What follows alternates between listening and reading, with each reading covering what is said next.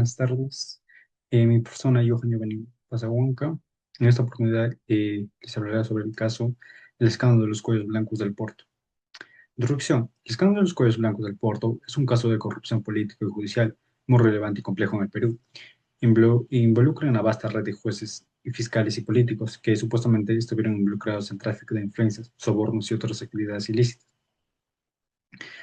Como desarrollo, el escándalo de los cuellos blancos del Porto se refiere a una extensa red de corrupción en el Perú, liderada por figuras del Poder Judicial como el juez supremo, como el ex juez supremo César Inostroza y Walter Ríos.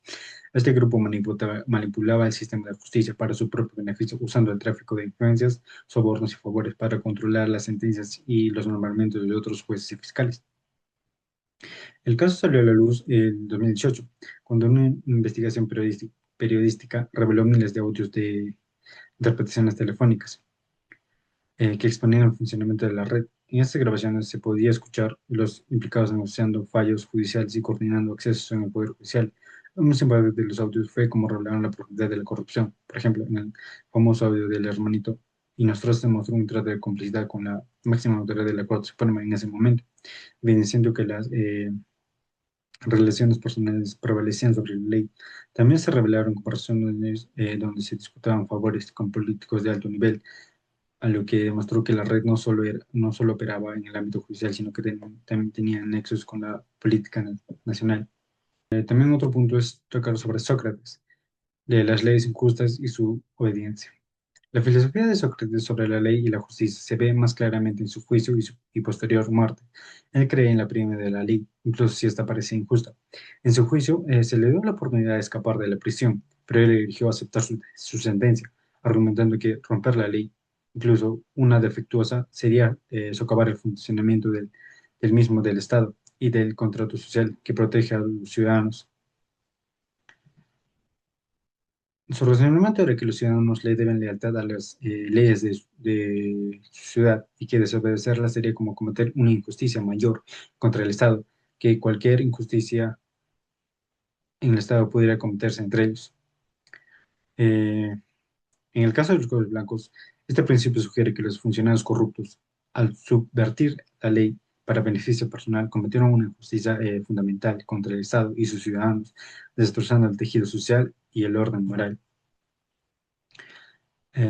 Como punto número dos, Platón, la democracia como política corrupta y el buen gobernador.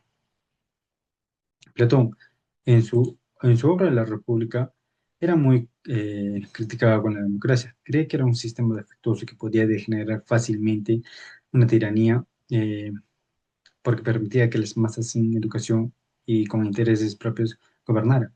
Abogaba por una sociedad liderada por reyes, filósofos gobernantes ilustrados que, guiados por la teoría de las ideas y el concepto del bien, tomarían decisiones para el beneficio del Estado en conjunto en lugar para el beneficio personal. En el caso de los cuellos blancos, el escándalo puede ser visto como una manifestación de las preocupaciones de Platón, un sistema donde los individuos, impulsados por la ambición y la avaricia, la parte del apetito del alma en términos platónicos, rompieron las mismas instituciones destinadas a defender la justicia, resaltando la necesidad de líderes virtuosos y justos en lugar de aquellos que simplemente dependen del poder. Como punto número tres tenemos a Aristóteles, la justicia y la moral en la ética anicómana. Anicómaco. Aristóteles era el alumno de Platón. Se centró en la ética práctica y las virtudes necesarias para una buena vida.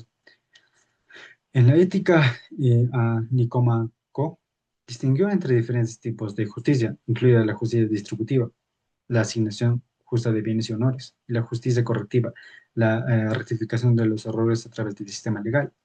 Para Aristóteles, la justicia era una virtud moral que permitía que los individuos actuaran de manera justa y se guiaran por la razón y un término medio entre los extremos. En el caso de los cuellos blancos, demuestra claramente un fracaso de este ideal aristotélico. Los funcionarios involucrados actuaron injustamente, buscando el beneficio personal en lugar del bien común.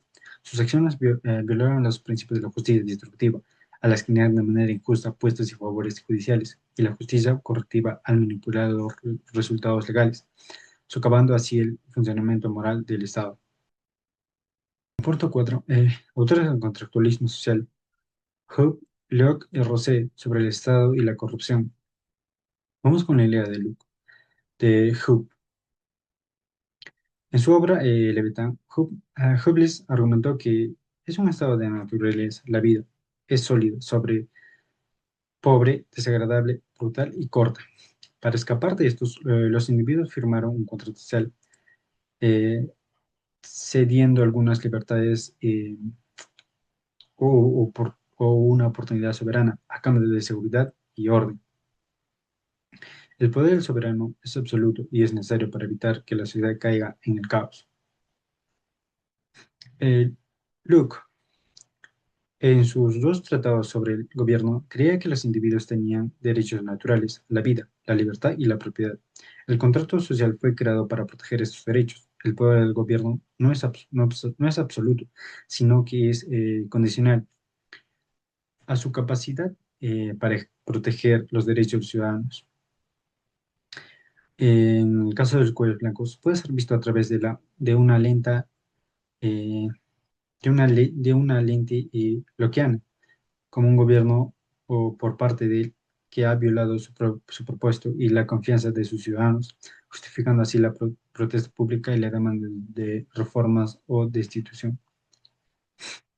Rosé, en el contrato social, introdujo el concepto del bolet, generaba voluntad general, el bien colectivo e interés común del pueblo, argumentando que el Estado debe ser guiado por una voluntad general, no por intereses, tanto individuales o específicas. Eh, Como quinta idea tenemos la de Kant sobre el deber moral.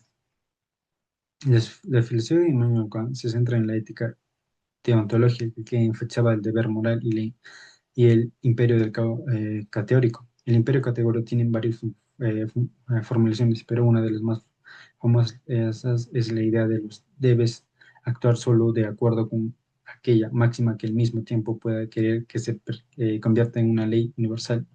En términos más simples, una acción es moralmente correcta solo si pudiera aplicarse a todos en la situación sin contradicción.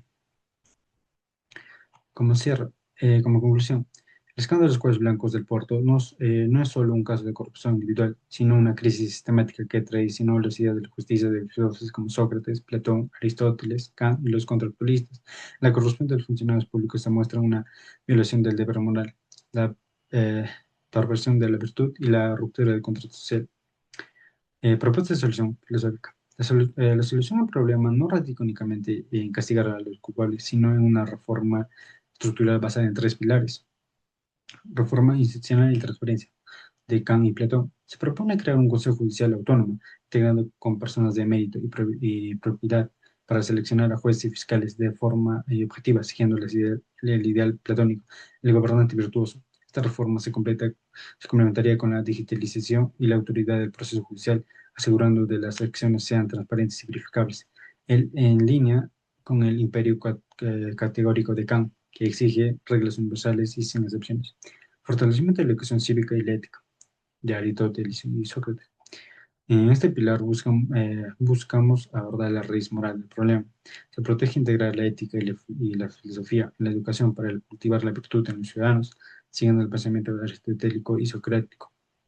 El objetivo es formar individuos que por convicción y hábito elijan la justicia y el bien común por encima de la avaricia, demostrando que el conocimiento del bien nos lleva a actuar bien. Renovación del contrato social. Hope, Luke y Rousseau. La solución busca reconstruir la confianza entre el Estado y el ciudadano mediante mecanismos de participación ciudadana como plataforma de denuncia y fiscalización. Se le devuelve al pueblo la capacidad de vigilar a sus líderes. Esto es la visión de los contractualistas, que repararía la tradición al soberano, restauraría el pacto social y permitiría que la voluntad general prevalezca sobre los intereses particulares, devolviendo la legitimidad del Estado. Eso sería todo. Muchas gracias.